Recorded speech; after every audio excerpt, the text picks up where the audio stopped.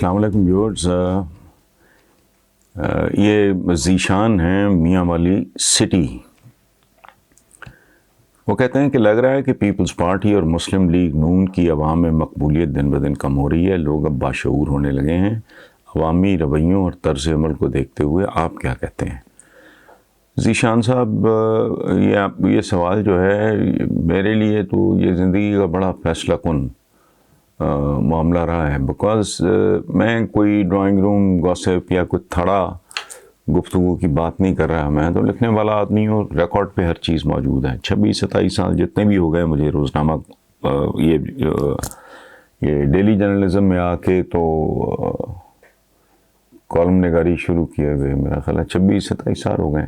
ایک کالم اس بات کا گواہ ہے کہ میں نے ان دونوں کے خلاف کتنی جنگ لڑی ہے. اور اس وقت تو پی ٹی آئی کا وجود ہی نہیں تھا. نام تو بہت بات کی بات ہے. اس کا تو کسی کے وہم و گمان میں بھی نہیں تھا کہ کوئی اس طرح کی صورتحال پیدا ہوگی. اور تب لوگ مجھے کہتے تھے، یہ میں آپ کو بتاؤں، جب میں نے آغاز کیا اور میں نے دونوں کو ایول قرار دیا، نون لیگ کو اور پیپلز پارٹی دونوں کو، کہ یہ دونوں ابلیسی اور شیطانی اور عوام دشمن قوتیں ہیں، اس طرح کی بات. اور یہ میرا تھیم رہا ہے تھرو آؤٹ. تو اس وقت مجھے بہت سارے سیانوں نے یہ کہا کہ بھائی آپ جو لکھ رہے ہو، ملک تو 2 حصوں میں تقسیم ہے. ایک پیپلز پارٹی ہے، دوسرا اینٹائی پیپلز پارٹی ہے. اس وقت زور پیپلز پارٹی کا زیادہ تھا. تو آپ کو پڑھے گا کون؟ تو میں نے کہا یار میں کچھ اور کر لوں گا، جھوٹ نہیں بولوں گا.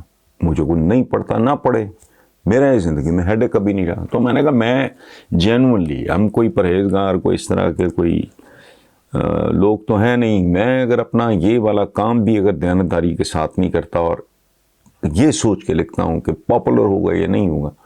پیک پہ تھی پی ٹی آئی اس وقت جب میں نے کہا کہ یہ جھک مار رہے ہیں، ان کی سمت درست نہیں ہے، یہ کام ٹھیک نہیں کر رہے، یہ ڈیلیور نہیں کر رہے. بڑے پی ٹی آئی کے لوگ خفا ہوئے، لیکن it's not my problem at all. اچھا، میں نے ان کو جب مجھے بہت پریشر بڑھا تو پھر میں نے ایک ان کو جواب دیا تھا، وہ یہ کہ بھائی اگر ٹوٹل ووٹر اس ملک کا اتنا ہے اور صرف اتنا ووٹ کاسٹ ہوتا ہے، اس زمانے میں جو بھی فگرز مجھے یاد نہیں رہے، تو باقی کون ہے؟ بھاری اکثریت تو ان لوگوں کی ہے جو خاموش ہیں، جو سارے گندے غلیظ قابل نفرت پروسیس کا، جسے ہم جمہوریت کہتے ہیں، اس کا حصہ ہی نہیں ہے. وہ تو ووٹ ڈالتے نہیں، حالانکہ وہ ووٹرز ہیں. اس پہ لوگوں نے کہا ہاں یہ ہو سکتا ہے، لیکن وہ اللہ پاک کا کرم، وہ نیتوں کا حال ہے، وہ رب بہتر جانتا ہے.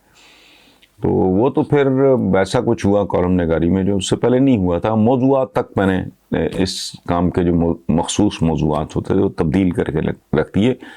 اور یہ میں نہیں، ہمارے ایک سینئر بزرگ ساتھی ہیں مجیب الرحمان شامی صاحب نے کئی سال پہلے لکھا تھا کہ یہ آدمی کالم نگاری کو، یعنی میری کالم نگاری کے بارے میں انہوں نے یہ کہا تھا کہ یہ کالم نگاری کو ڈرائنگ روم سے گھسیٹ کے گلیوں میں اس طرح یہ بندہ لے آیا ہے جیسے بھٹو نے پالیٹکس کو ڈرائنگ روم سے نکال کے عوام ملے. تو اس طرح کی بات. سو میرا تو یہ زندگی بھر کا خواب ہے بھائی. بڑے سال میں نے برباد کیے اس چکر میں کہ، اور میں اب بھی آپ کی بات میرے لیے تو it is like music to my ears, بہت خوبصورت لگی مجھے.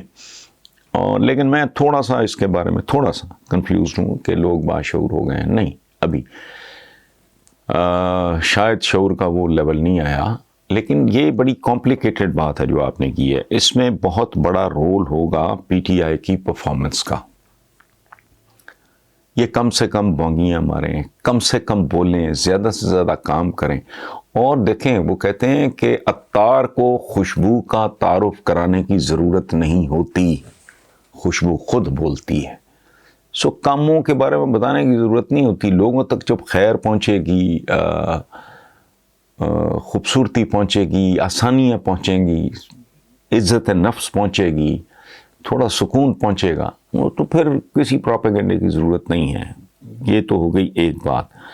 دوسری بات، پیپلز پارٹی تو بہت ہی سمٹ چکی پہلے ہی، اور اس کا مستقبل بھی مجھے کو اتنا، اور کئی سال ہو گئے ہیں، آپ جانتے ہوں گے جو مجھے کو سنتے ہیں 5 7 8 10 12 15 سال سے، میں تو پیپلز پارٹی کے لیے لفظی استعمال کرتا ہوں، پیپلز پارٹی مرحومہ مغفورہ. اب رہ گئی نون لیگ، تو یہ بہت بڑی واردات ہے، چونکہ یہ بہت بڑے وارداتی ہیں۔ انہوں نے کم از کم پنجاب کی حد تک اپنے پروردہ لوگوں کا، اپنے بینیفیشریز کا اتنا بڑا جال ان لوگوں نے بنا ہوا ہے، اتنے زیادہ لوگوں کے بالواسطہ یا بلا واسطہ، ڈائریکٹلی یا انڈائریکٹلی ان لوگوں کے ساتھ مفادات وابستہ ہیں کہ وہ اب بھی تڑپ رہے ہیں۔ یہ لوگ واپس میں آئیں تو ان لوگوں کی دہاڑیاں شروع ہوں۔ So let's hope for the best. صورتحال حوصلہ افزا بھی ہے اور حوصلہ شکن بھی ہے۔ میں سلائٹلی تھوڑا کنفیوزڈ ہوں، سچی بات یہ، اور اس میں ایک بہت بڑا فیکٹر یہ ہے کہ پی ٹی آئی فائنلی کیا، وہ تو ابھی پوری طرح کمیونیکیٹ ہی نہیں کر پائے۔